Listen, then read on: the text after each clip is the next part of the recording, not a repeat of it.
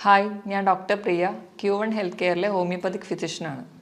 നമ്മുടെ ക്ലിനിക്കിലൊക്കെ ചില പേഷ്യൻസ് വരാറുണ്ട്.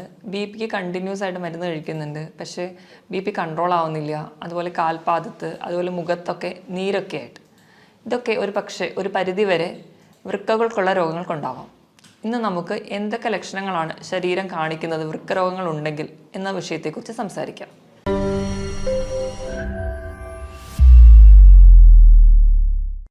നമ്മുടെ ശരീരത്തിൽ ഒരു ജോഡി വൃക്കകളാണുള്ളത്. നമ്മുടെ നട്ടലിനെ രണ്ട് വശത്തായിട്ട് സ്ഥിതി ചെയ്യുന്നു. 150 ഗ്രാം ഭാരമാണ് ഇതിനുള്ളത്. നമ്മുടെ ശരീരത്തിലെ മാലിന്യങ്ങളെയൊക്കെ മൂത്രത്തിലൂടെ പുറന്തള്ളലാണ് പ്രധാന ഫംഗ്ഷൻ. ഇതിനായിട്ട് ഒരു മിനിറ്റിൽ ഏകദേശം 1.25 ലിറ്റർ രക്തം ശുദ്ധീകരിക്കപ്പെടുന്നു. അതായത് ഏകദേശം ഒരു 4 മിനിറ്റ് കൊണ്ട് നമ്മുടെ ശരീരത്തിലെ മൊത്തം രക്തത്തെ ഒരു തവണ ശുദ്ധീകരിക്കാനുള്ള കഴിവ് നമ്മുടെ വൃക്കകൾക്കുണ്ട്. ഈ മാലിന്യങ്ങളെ പുറന്തള്ളുന്നതിന് പുറമെ നമ്മുടെ ശരീരത്തിലെ ലവണങ്ങളെയും അല്ലെങ്കിൽ മറ്റ് ധാതുക്കളുടെ ലെവലൊക്കെ മെയിൻറ്റെയിൻ ചെയ്യാനും, അതുപോലെ നമ്മുടെ വൈറ്റമിൻ ഡി, നമ്മുടെ എല്ലുകൾക്കും പല്ലുകൾക്കൊക്കെ ബലം നൽകുന്ന വൈറ്റമിൻ ഡിയുടെ ആക്റ്റീവ് ഫോമിൽ എത്തിക്കാനും, അതുപോലെ തന്നെ നമ്മുടെ ചുവന്ന രക്താണുക്കളെ ഉൽപ്പാദിപ്പിക്കാൻ വേണ്ടിയിട്ടുള്ള എറിത്രോപോയിറ്റിൻ എന്ന് പറയുന്ന ഹോർമോൺ ഉൽപ്പാദിപ്പിക്കാനും ഒക്കെ നമുക്ക് വൃക്കകളുടെ സഹായം ആവശ്യമാണ്. ഇതോടൊപ്പം തന്നെ നമ്മുടെ ബി.പി കൺട്രോൾ ചെയ്യുന്ന ഫംഗ്ഷനും വൃക്കകൾ ചെയ്യുന്നുണ്ട്. ഈ വൃക്കകളുടെ പൂർണ്ണമായ സ്തംഭനം നമ്മൾ പ്രധാനമായിട്ടും രണ്ടായിട്ട് തരംതിരിച്ചിട്ടുണ്ട്. അതിൽ ഫസ്റ്റ് വണ്ണാണ് അക്യൂട്ട് അല്ലെങ്കിൽ താൽക്കാലികമായിട്ടുള്ള സ്തംഭനം. ഇത് എന്തുകൊണ്ടൊക്കെ ഉണ്ടാവുമെന്ന് നോക്കാം. പ്രധാനമായും എന്തെങ്കിലും അണുബാധകളൊക്കെ ഉണ്ടാകുമ്പോഴാണ് അക്യൂട്ടായിട്ട് കിഡ്നി ഫെയിലിയർ വരിക. മെയിൻലി മലേറിയ അല്ലെങ്കിൽ എലിപ്പനി, ഡെങ്കിപ്പനി തുടങ്ങിയ അസുഖങ്ങൾക്ക് ശേഷം നമുക്ക് കിഡ്നി ഫെയിലിയറുകൾ വരാം. അത് ഒരു താൽക്കാലികമാണ്, പെട്ടെന്നുണ്ടാകുന്ന കുറച്ച് ദിവസങ്ങൾ കൊണ്ടുണ്ടാകുന്ന ഒരു കണ്ടീഷനാണ് അക്യൂട്ട് റീനൽ ഫെയിലിയർ. ഇത് നമുക്ക് പെട്ടെന്നുണ്ടാകുന്ന ചികിത്സകളിലൂടെയൊക്കെ നമുക്ക് കിഡ്നിയെ പഴയ ഫംഗ്ഷനിലോട്ട് തിരിച്ചെത്തിക്കാൻ പറ്റും. ഇനി നമുക്ക് രണ്ടാമതായി കാണുന്നതാണ് ക്രോണിക് റീനൽ ഫെയിലിയർ അല്ലെങ്കിൽ സ്ഥിരമായിട്ടുള്ള കിഡ്നി ഫെയിലിയറുകൾ. അതെന്തുകൊണ്ടൊക്കെ ഉണ്ടാവുന്നത് നോക്കാം. അണുബാധകൾ കൊണ്ടുവരാം, അല്ലെങ്കിൽ ജനിതകമായ മറ്റ് രോഗങ്ങൾ കൊണ്ടുവരാം, അല്ലെങ്കിൽ കണ്ടിന്യൂസ് ആയിട്ടുള്ള സ്റ്റോൺ കിഡ്നിയിൽ ഉണ്ടാവുന്നതുകൊണ്ട്, അതുപോലെ തന്നെ ബി.പി, ഷുഗർ തുടങ്ങിയ രോഗങ്ങളുള്ളവർക്കും ക്രോണിക്കായിട്ട് നിന്ന് അത് കിഡ്നി ഫെയിലിയറിലോട്ട് പോവാം. ഇത് നമ്മൾ തുടക്കത്തിലൊക്കെ അറിയുകയാണെങ്കിൽ നമുക്ക് ചികിത്സിച്ചാൽ ഒരു പരിധി വരെ കൺട്രോൾ ചെയ്യാം. അല്ലെങ്കിൽ കുറച്ചുകൂടെ ഡെവലപ്ഡ് ആയി പോവുകയാണെങ്കിൽ നമുക്ക് ഡയാലിസിസിലോട്ടൊക്കെ പോവേണ്ടി വരുന്നുണ്ട്. ഇനി കിഡ്നിയുടെ രോഗങ്ങളൊക്കെ നമുക്ക് എങ്ങനെ തിരിച്ചറിയാമെന്ന് നോക്കാം. അതിന് പ്രധാനമായും നമ്മൾ ചെയ്യുന്നത് ഒന്നെങ്കിൽ ബ്ലഡ് ടെസ്റ്റ് അല്ലെങ്കിൽ യൂറിൻ ടെസ്റ്റാണ്. ബ്ലഡ് ടെസ്റ്റ് ചെയ്യുമ്പോൾ ആദ്യം നമ്മൾ ഹീമോഗ്ലോബിൻ ലെവൽ നോക്കുമ്പോൾ കിഡ്നി കംപ്ലയിൻ്റ് ഉള്ളവർക്ക് ഹീമോഗ്ലോബിൻ്റെ അളവ് കുറഞ്ഞിരിക്കുന്നത് കാണാം. രണ്ടാമതായിട്ട് നമ്മൾ കിഡ്നി ഫംഗ്ഷൻ ടെസ്റ്റ് ചെയ്യും. അതിൽ യൂറിയയും ക്രിയാറ്റിനുമാണ് നമുക്ക് കൂടുതൽ ഇമ്പോർട്ടൻസ് നൽകുന്നത്. യൂറിയയുടെ നോർമൽ ലെവൽ എന്ന് പറയുന്നത് 5 to 20 ആണ്. അത് കിഡ്നി പേഷ്യൻസിൽ കൂടുതലായിട്ട് നിൽക്കുന്നത് കാണാം. ക്രിയാറ്റിൻ്റെ ലെവൽ 0.6 to 1.2 ആണ്. ഒരു 1.5 മുകളിലെത്തുമ്പോൾ തൊട്ടേ നമ്മൾ കുറച്ചുകൂടി ശ്രദ്ധിക്കേണ്ടിയിരിക്കുന്നു. 2 മുകളിൽ പോവുകയാണെങ്കിൽ, 2 മുകളിൽ പോവുകയാണെങ്കിൽ സ്ഥിതി കുറച്ച് ഗുരുതരമാണ്. അപ്പോൾ കിഡ്നിക്ക് എന്തോ കംപ്ലയിൻസ് ഉണ്ട്, സീരിയസ് ആയിട്ടുള്ള പ്രശ്നമുണ്ട്. അതുകൊണ്ട് നമുക്ക് വേഗം ഒരു ട്രീറ്റ്മെൻറ്റിലോട്ട് പോകേണ്ട ആവശ്യമുണ്ട്. കിഡ്നി ഫെയിലിയറിന് പ്രധാനമായും 3 കാരണങ്ങളാണ് പറയപ്പെടുന്നത്. ഒന്നാമത്തേത് ബി.പി കൺട്രോൾ ചെയ്യാൻ പറ്റാതെ പോകുന്നത്, രണ്ടാമത്തേത് ഡയബറ്റിസ് കൺട്രോൾ ചെയ്യാൻ പറ്റാതെ പോകുന്നത്, മൂന്നാമത്തേത് പാരമ്പര്യമായിട്ട് എന്തെങ്കിലും കിഡ്നി രോഗങ്ങളുള്ള കുടുംബങ്ങളിലുള്ളവർക്കും ഇത് കാണുന്നുണ്ട്. ഇനി നമ്മുടെ കിഡ്നിക്ക് എന്തെങ്കിലും രോഗങ്ങളൊക്കെ ബാധിച്ചിട്ടുണ്ടെങ്കിൽ, അല്ലെങ്കിൽ ക്രോണിക് കിഡ്നി ഫെയിലിയറിലോട്ടൊക്കെ പോകുമ്പോഴേക്കും നമ്മുടെ ശരീരം പല ലക്ഷണങ്ങൾ കാണിക്കും. ഇതെന്തൊക്കെയാണ് ഈ അടയാളങ്ങളെന്ന് നമുക്ക് നോക്കാം. ഇതിൽ ഒന്നാമത്തേതാണ് അമിതമായ ക്ഷീണം. അമിതമായ ക്ഷീണം എന്ന് പറയുമ്പോൾ തന്നെ തളർച്ച, അമിതമായ കിതപ്പ്, അതുപോലെ തന്നെ തലവേദന, തലകറക്കം, അതുപോലെ ഒന്നിലും കോൺസെൻട്രേറ്റ് ചെയ്യാൻ പറ്റാതെ വരുന്നൊരു കണ്ടീഷൻ. ഇതിന് പ്രധാന കാരണം നമ്മുടെ ശരീരത്തിൽ യൂറിയയുടെ അളവ് കൂടുതലായി നിൽക്കുന്നത് കൊണ്ടാണ്. ഇതോടൊപ്പം തന്നെ നമ്മുടെ രക്തത്തിൽ HBയുടെ അളവ് കുറയുന്നത് കൊണ്ട് നമുക്ക് വിളർച്ച ഉണ്ടാകുന്നതായും കാണാം. ഇനി രണ്ടാമത്തെ ലക്ഷണമാണ് ഉറക്കക്കുറവ്. നമുക്ക് നല്ല ക്ഷീണം ഉണ്ടെങ്കിലും നമുക്ക് ഒരു ഡീപ്പ് സ്ലീപ്പ് കിട്ടത്തില്ല, ഒരു മയക്കം മാത്രമേ ഉണ്ടാവുള്ളൂ. ഇപ്പോൾ ഉറങ്ങുകയാണെങ്കിൽ തന്നെ കൂർക്കം വലി ഉണ്ടാവുന്നതായി കാണാം. അതുപോലെ തന്നെ നമ്മുടെ അടുത്ത് കിടക്കുന്ന ആൾക്ക് നമ്മുടെ മൂക്കിൽ നിന്ന് വരുന്ന ശ്വാസത്തിന് ഒരു മൂത്രത്തിൻ്റെ ഗന്ധം അനുഭവപ്പെടുന്നതായി കാണാം.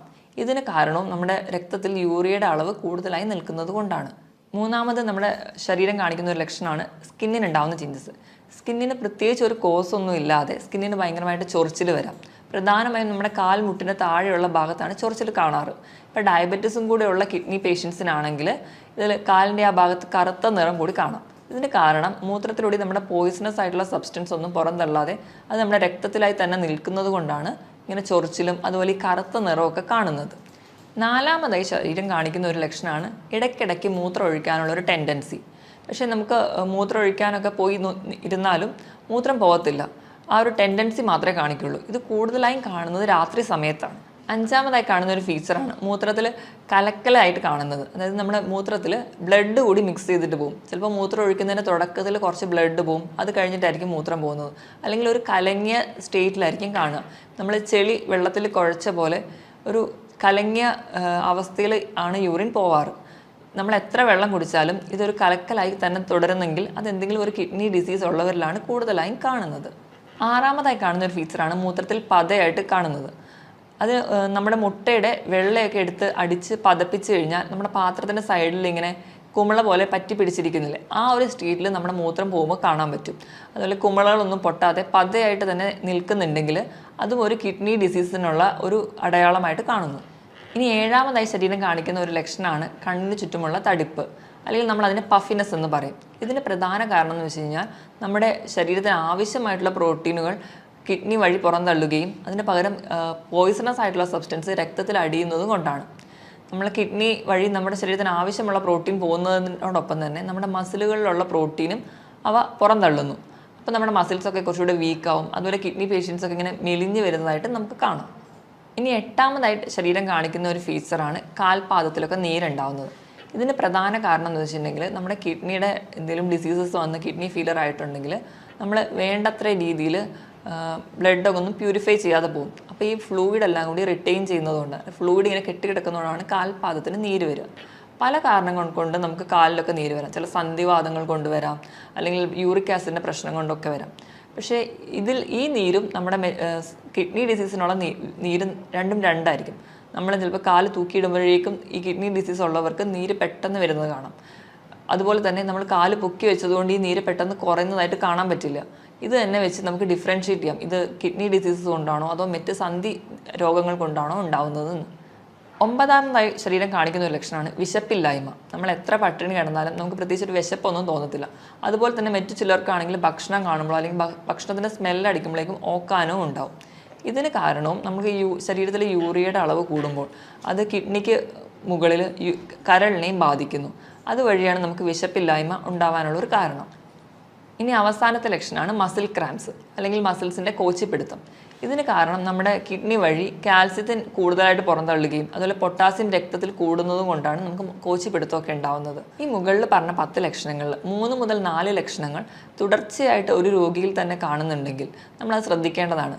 എത്രയും പെട്ടെന്ന് ഒരു ഡോക്ടറെ കാണിക്കേണ്ടതാണ്. അപ്പോൾ തന്നെ നമ്മൾ യൂറിനും അതുപോലെ ബ്ലഡൊക്കെ ടെസ്റ്റ് ചെയ്ത് കിഡ്നി ഡിസീസ് ഇല്ല എന്ന് ഉറപ്പ് വരുത്തേണ്ടതാണ്. ഇനിയിപ്പോൾ BP അല്ലെങ്കിൽ ഷുഗറോ ഒക്കെയുള്ള രോഗികൾ, അല്ലെങ്കിൽ പാരമ്പര്യമായിട്ട് ഇങ്ങനത്തെ കിഡ്നി ഡിസീസ് ഉള്ളവരാണെങ്കിൽ ഇതിലൊരു 2 ലക്ഷണങ്ങൾ കുറച്ച് കാലമായിട്ട് നിൽക്കുന്നുണ്ടെങ്കിൽ എത്രയും പെട്ടെന്ന് ഒരു ഫിസിഷ്യനെ കാണേണ്ടതാണ്. ഇനി ഈ മുകളിൽ പറഞ്ഞ 10 ലക്ഷണങ്ങൾ ഏതെങ്കിലുമൊക്കെ നമ്മുടെ ശരീരം കാണിക്കാൻ തുടങ്ങിക്കഴിഞ്ഞാൽ നമ്മൾ കിഡ്നിക്ക് വേണ്ടത്ര ശ്രദ്ധ നൽകണം എന്നാണ് അർത്ഥം.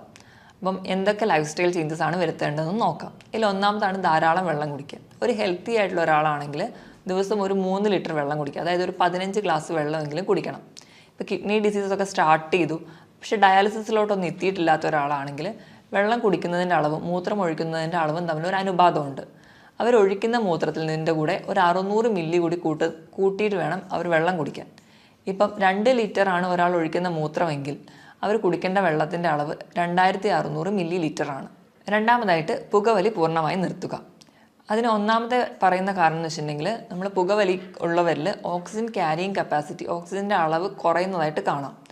രണ്ടാമതായിട്ട് പുകവലി മൂലം ഉണ്ടാകുന്ന കെമിക്കൽസ് നമ്മുടെ രക്തക്കൊള്ളുകൾ അടിയുകയും അത് നമ്മുടെ ചെറിയ രക്തക്കൊള്ളുകൾക്ക് നാശം ഉണ്ടാക്കുകയും ചെയ്യുന്നു. ഇതുവഴി നമ്മുടെ വൃക്കകൾക്കുള്ള രക്തയോട്ടം കുറയ്ക്കുകയും ചെയ്യുന്നുണ്ട്.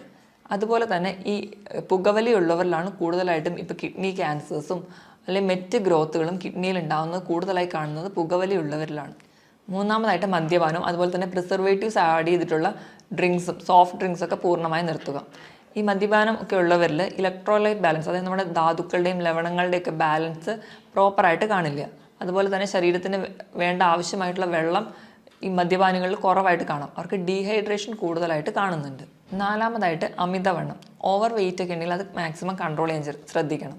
അമിതവണ്ണമുള്ളവർക്കൊക്കെ വൃക്കയിലിൻ്റെ മുകളിലുണ്ടാകുന്ന ഓവർലോഡ് അല്ലെങ്കിൽ പ്രഷർ കൂടുതലാണ്. അത് നമ്മുടെ വൃക്കകൾക്ക് പെട്ടെന്ന് രോഗങ്ങൾ ഉണ്ടാവാനുള്ള കാരണമാകുന്നു. അതുകൊണ്ട് തന്നെ അമിതവണ്ണം ഉള്ളവരാണെങ്കിൽ അത് കൺട്രോൾ ചെയ്യാൻ ശ്രദ്ധിക്കുക. അതിനായിട്ട് കൃത്യമായിട്ട് വ്യായാമം ചെയ്യുക. ആഴ്ചയിൽ 5 ദിവസമെങ്കിലും കഴിയുന്നൊരു 45 മിനിറ്റ് മുതൽ 1 മണിക്കൂർ വരെ ചെറിയ തോതിലുള്ള വ്യായാമങ്ങൾ, രാവിലെ എണീറ്റ് നിരപ്പായ സ്ഥലത്തൂടെ നടക്കുക, അതായത് പറ്റുന്ന രീതിയിലുള്ള എക്സസൈസുകളൊക്കെ ചെയ്യുക. ഇത് നമ്മുടെ ശരീരം കുറച്ചുകൂടി ഹെൽത്തി ആയിട്ട് നിൽക്കും. അതുപോലെ തന്നെ വണ്ണം കുറയ്ക്കാം, ബിപിയും ഷുഗറും ഒക്കെ കൺട്രോൾ ചെയ്യാൻ പറ്റും. അതുപോലെ തന്നെ എല്ലാ ഭാഗത്തേക്കുള്ള ബ്ലഡ് സപ്ലൈ പ്രോപ്പറായിട്ട് നടത്താനും വ്യായാമത്തിന് സഹായിക്കും. ഇനി 6ാമതായിട്ട് നമുക്ക് ചെയ്യാൻ പറ്റുന്നൊരു കാര്യമാണ്, നമുക്ക് BP ഉണ്ടെങ്കിൽ, അതായത് രക്തസമ്മർദ്ദമോ അതുപോലെ ഷുഗറൊക്കെ ഉള്ളവരാണെങ്കിൽ അത് കൺട്രോൾ ചെയ്യാൻ ശ്രദ്ധിക്കുക. നമ്മുടെ ഭക്ഷണത്തിലൂടെയും കൺട്രോൾ ചെയ്യുക. എന്തെങ്കിലും മെഡിസിൻസ് ഒക്കെ എടുക്കുകയാണെങ്കിൽ കൃത്യസമയം തന്നെ മെഡിസിൻ കഴിക്കാൻ വേണ്ടി ശ്രദ്ധിക്കുക. അതുവഴി നമുക്കൊരു പരിധി വരെ കിഡ്നി ഡിസീസിലോടൊന്നും എത്താതെ നമ്മുടെ ശരീരത്തിനെ പ്രൊട്ടക്റ്റ് ചെയ്യാൻ പറ്റും. അടുത്തതായിട്ട് ചിലരൊക്കെ ആണെങ്കിൽ നമുക്ക് ചെറിയ വേദനകളോ ഒക്കെ വരുമ്പോൾ തന്നെ ഡോക്ടറെ ഒന്നും കാണാതെ സ്വന്തമായിട്ട് മെഡിസിൻസ്, അതായത് പെയിൻ കില്ലേഴ്സൊക്കെ കഴിക്കുന്നവരിൽ കിഡ്നി ഡിസീസസ് കൂടുതലായി കാണുന്നുണ്ട്. അതുകൊണ്ട് തന്നെ നമ്മൾ മാക്സിമം സ്വന്തം ചികിത്സിക്കാതെ ഒരു ഡോക്ടറെ എപ്പോഴും കൺസൾട്ട് ചെയ്യാൻ ശ്രദ്ധിക്കുക. ഇനി ലാസ്റ്റായിട്ട് നമുക്ക് ഫുഡിൽ എന്തൊക്കെ ചേഞ്ചസ് വരുത്തണം നോക്കാം. നമ്മൾ നോർമലി ഹെൽത്തി ആയിരിക്കുമ്പോൾ കഴിക്കുന്ന ഒരു ഫുഡിൽ 4ൽ 1 ഭാഗം മാത്രമേ നമുക്കിപ്പോൾ കിഡ്നി ഡിസീസ് ഉണ്ടെങ്കിൽ കഴിക്കാൻ പാടുള്ളൂ. അതുപോലെ തന്നെ നമുക്ക് പ്രോട്ടീൻ, നോർമലി ഹെൽത്തി ആയിട്ടുള്ള ഒരാളാണെങ്കിൽ 1 കിലോ ആണ് നമ്മുടെ ബോഡി വെയിറ്റെങ്കിൽ അതിനനുസരിച്ച് 1 ഗ്രാം പ്രോട്ടീനാണ് കഴിക്കേണ്ടത്. അതായത് 80 കിലോ ഉള്ള ഒരാളാണെങ്കിൽ ഒരു ദിവസം 80 ഗ്രാം പ്രോട്ടീൻ കഴിക്കണം എന്നാണ് നോർമലി പറയാറ്. പക്ഷേ ഒരു കിഡ്നി പേഷ്യൻസ് ആണെങ്കിൽ 1 കിലോ ബോഡി വെയിറ്റിന് 0.8 ഗ്രാം മാത്രമേ പ്രോട്ടീൻ കഴിക്കാവൂ. അതായത് ഒരു 70 കിലോ ഉള്ള ഒരാളാണെങ്കിൽ 40 ഗ്രാം പ്രോട്ടീൻ മാത്രമേ ഒരു ദിവസം കഴിക്കാൻ പാടുള്ളൂ. പ്രോട്ടീൻ കഴിക്കുമ്പോൾ തന്നെ നമ്മൾ റെഡ് മീറ്റ് പൂർണ്ണമായും ഒഴിവാക്കുക. റെഡ് മീറ്റ് എന്ന് പറയുമ്പം പോത്തിറച്ചി, താറാവിറച്ചി ഇതൊക്കെ പൂർണ്ണമായും ഒഴിവാക്കുക. അതിന് പകരം വെജിറ്റബിൾ പ്രോട്ടീൻസ് കൂടുതലായി കഴിക്കുക. വെജിറ്റബിൾ പ്രോട്ടീൻസിൽ വരുന്നതാണ് പനീർ, കൂണ്, പയർ, കടല, പരിപ്പ് തുടങ്ങിയ ധാന്യങ്ങളും. രണ്ടാമതായിട്ട് നമ്മൾ കൊഴുപ്പ് കഴിക്കേണ്ട അളവാണെങ്കിൽ, കൊഴുപ്പെന്ന് പറയുമ്പോൾ നമ്മുടെ ഫാറ്റ്, അത് നമുക്ക് പല രീതിയിൽ കിട്ടും. നമുക്ക് മുട്ടയുടെ മഞ്ഞയിൽ നിന്ന് കിട്ടാം, മീൻ കഴിക്കുന്ന വഴി കിട്ടാം, നമ്മൾ ഉപയോഗിക്കുന്ന എണ്ണ, നെയ്യ് ഇതിൽ നിന്നൊക്കെ നമുക്ക് കൊഴുപ്പ് കിട്ടും. ഒരു ദിവസം ഒരു ഹെൽത്തി ആയിട്ടുള്ള ഒരാളാണെങ്കിൽ ഒരു 50 ഗ്രാം മാത്രമേ കൊഴുപ്പ് കഴിക്കാൻ പാടുള്ളൂ. പക്ഷേ ഒരു കിഡ്നി ഡിസീസ് ഉള്ള ഒരാളാണെങ്കിൽ അതിൻ്റെ പകുതി മാത്രമേ ഒരു ദിവസം കൺസീവ് ചെയ്യാൻ പാടുള്ളൂ. ഇനി ലാസ്റ്റായിട്ട് ലവണങ്ങൾ എന്ന് പറയുമ്പോൾ സോഡിയം ഉണ്ട്, പൊട്ടാസ്യം, കാൽസ്യം, ഫോസ്ഫറസ് ഒക്കെ ഉണ്ട്. ഇതിൻ്റെ ലെവൽ എങ്ങനെ മെയിൻറ്റെയിൻ ചെയ്യാം? കൂടുതലായിട്ടും ഈ ലവണങ്ങളൊക്കെ ഉള്ളത് നമ്മുടെ പച്ചക്കറികളിലാണ്. അപ്പോൾ നമ്മൾ പച്ചക്കറികളൊക്കെ കഴിക്കുമ്പോൾ അതാദ്യം വേവിച്ച് അതിൻ്റെ വെള്ളം ഊറ്റി കളഞ്ഞിട്ട് വേണം കഴിക്കാൻ. ഈ ഒരു പ്രോസസ്സിന് നമ്മൾ ലീച്ചിങ് എന്നാണ് പറയുക. ഇപ്പോൾ ഇലക്കറികളിലാണെങ്കിൽ കോളിഫ്ലവർ, ബ്രക്കോളി, ക്യാബേജ് ഇതൊക്കെ വൈറ്റമിൻ സി നിറഞ്ഞതുമാണ്. അതുപോലെ തന്നെ നമ്മുടെ കിഡ്നി ഡിസീസൊക്കെ പ്രിവെൻറ്റ് ചെയ്യാൻ വളരെ നല്ലതാണ്. പക്ഷേ ഇതൊക്കെ കഴിക്കുന്നതിനോടൊപ്പം തന്നെ ഇത് വേവിച്ച് ഇതിൻ്റെ വെള്ളം ഊറ്റി കളഞ്ഞിട്ട് വേണം കഴിക്കാനെന്ന് ശ്രദ്ധിക്കുക. പൊതുവെ എല്ലാ രോഗങ്ങൾക്കും നമ്മൾ ഫ്രൂട്ട്സും വെജിറ്റബിൾസും ആണ് കൂടുതലായിട്ട് കഴിക്കാൻ പറയുക. ഇപ്പം നമ്മൾ ഫ്രൂട്ട്സ് കഴിക്കുകയാണെങ്കിലും ഒരു പരിധിയിൽ കൂടുതൽ കഴിക്കരുത്. കാരണം ഫ്രൂട്ട്സിലൊക്കെ കൂടുതലും പൊട്ടാസ്യമാണ് അടങ്ങിയിരിക്കുന്നത്. അപ്പോൾ പൊട്ടാസ്യം കൂടുതൽ ചെന്നിട്ടുണ്ടെങ്കിൽ അത് കിഡ്നി ഡിസീസിന് കൂടുതൽ ബുദ്ധിമുട്ടുണ്ടാക്കുകയേ ഉള്ളൂ.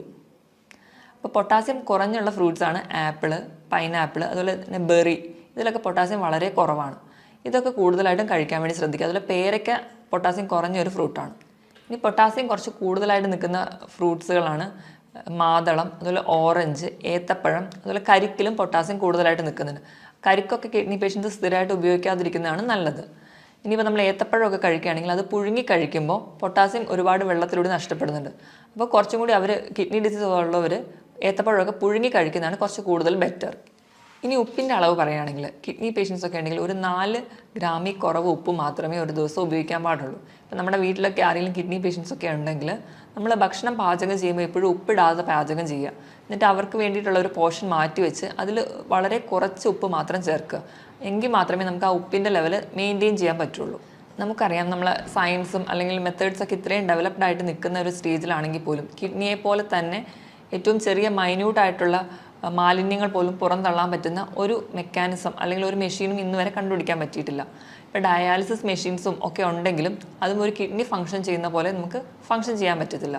അപ്പോൾ മുകളിൽ പറഞ്ഞ പോലെ കൃത്യമായിട്ട് ഡയറ്റും അല്ലെങ്കിൽ കൃത്യമായിട്ട് തന്നെ നമ്മളെ ജീവിതശൈലികളിലൊക്കെ മാറ്റം വരുത്തിയാലും അല്ലെങ്കിൽ കൃത്യമായി വ്യായാമം ചെയ്യുന്നത് വഴി ഒരു പരിധി വരെയൊക്കെ നമുക്ക് കിഡ്നി ഡിസീസസ് കൺട്രോൾ ചെയ്യാൻ പറ്റും. ഇതിനോടൊപ്പം തന്നെ കിഡ്നി രോഗങ്ങൾക്കുള്ള ഫലപ്രദമായ ചികിത്സയും ഹോമിയോപ്പതിയിലൂടെ ലഭ്യമാണ്. ഇനി മറ്റൊരു ഹെൽത്ത് ടോപ്പിക്കുമായിട്ട് വീണ്ടും കാണുന്നതുവരെ നന്ദി.